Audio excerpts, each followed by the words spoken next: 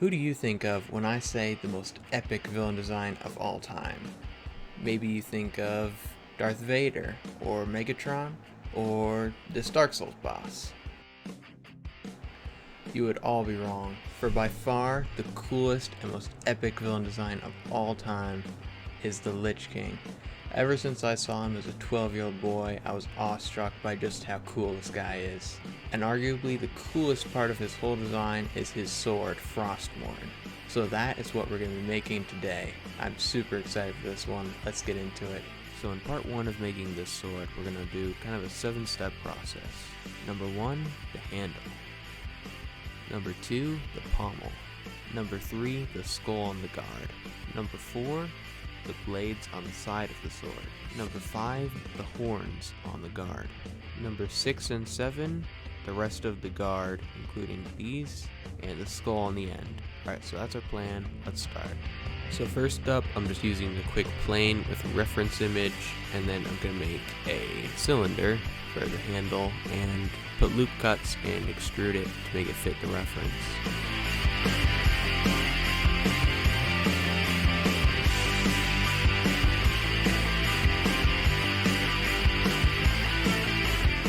And this is a pretty simple process. I'm just extruding it and then scaling it to fit over and over again until I get the level of detail I want.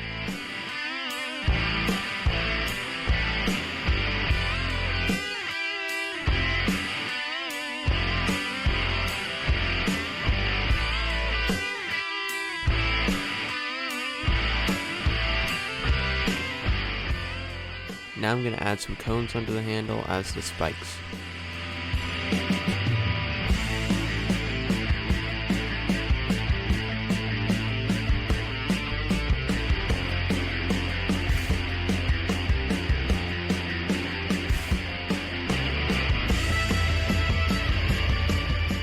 Now I'm subdividing it to make it smooth and putting loop cuts to keep those hard edges in. And then I'm going to print out the first part.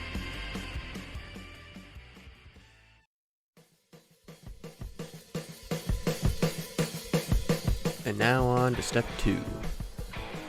So that cylinder in the middle is going to be the same size as the dowel rod that we're going to be putting inside the sword to keep it more rigid. Now that that's done though, we're going to start making the pommel with another cylinder and just scaling it to the right shape.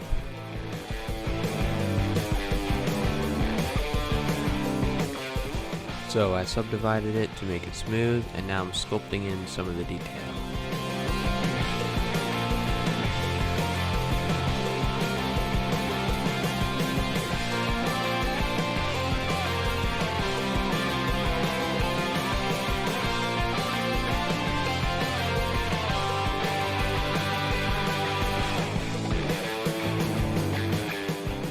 And now we've got to make the skull on the pommel. So to do that, I'm going to start with a cube, subdivide it, put it into place where the skull is going to be, and then sculpt on top of that to make it look like a skull.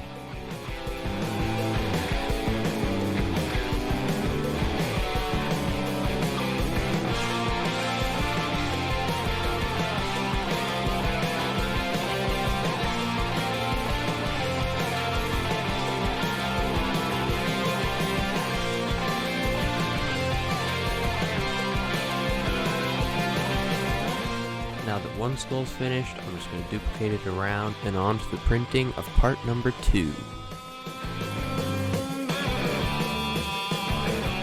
Now for part 3, we're making the middle part of the guard with that skull on it. So I'm going to start out with just making the base that the skull rests on with a cube and just scaling it and extruding it to the right size.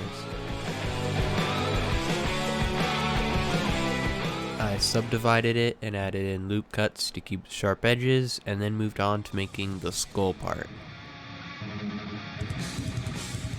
So this is just going to be the same process of shaping and scaling that cube to make it fit the general shape, and then going in and subdividing it, adding those loop cuts, and then we're going to go into sculpt mode with this one to add all the detail.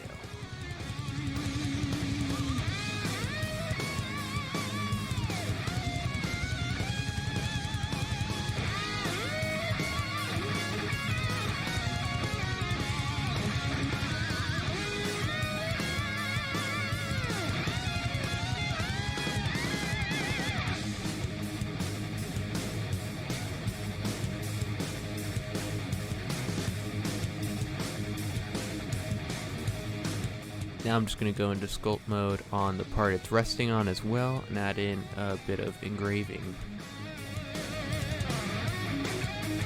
And now it's time to print part 3.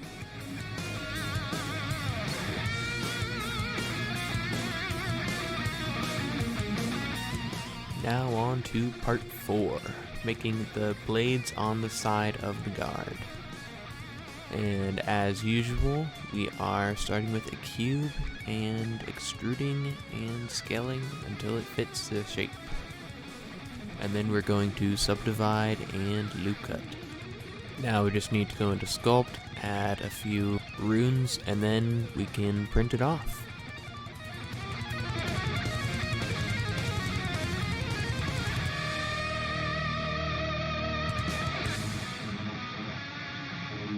Now for part 5, the horns. And for this, I'm just going to use some cubes and extrude and bend them into the correct shape.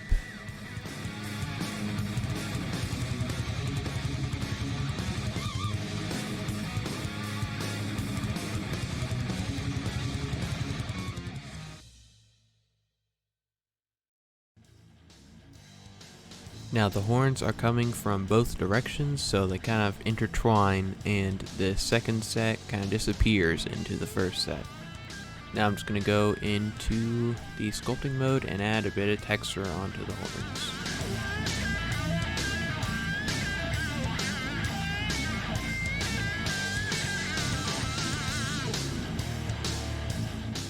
Now that the horns are done, let's print them out.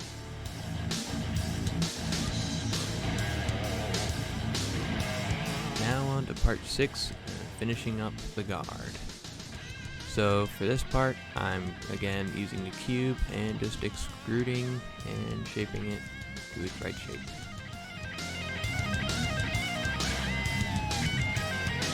Now to make the skull on the end of the guard is basically the same process as the big one in the middle.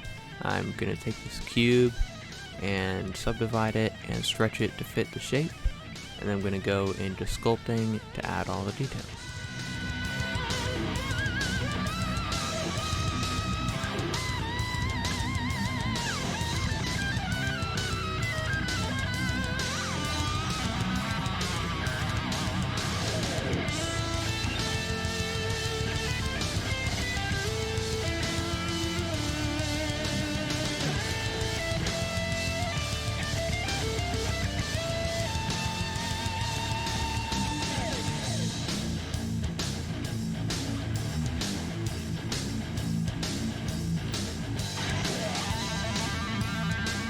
Now let's print out part 6.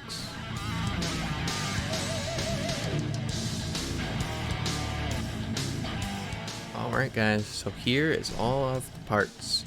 Now let's put them together real quick, see what it looks like all put together. And they're all gonna go onto this rod in the middle.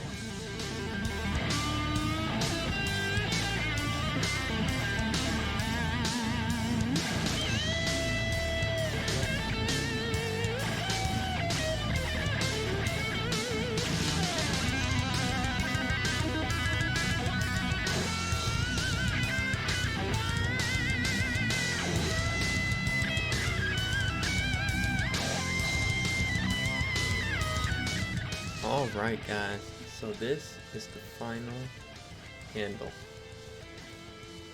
It is looking really cool. I can't wait to see what it looks like with the whole blade and painted in part 2. That'll be super awesome.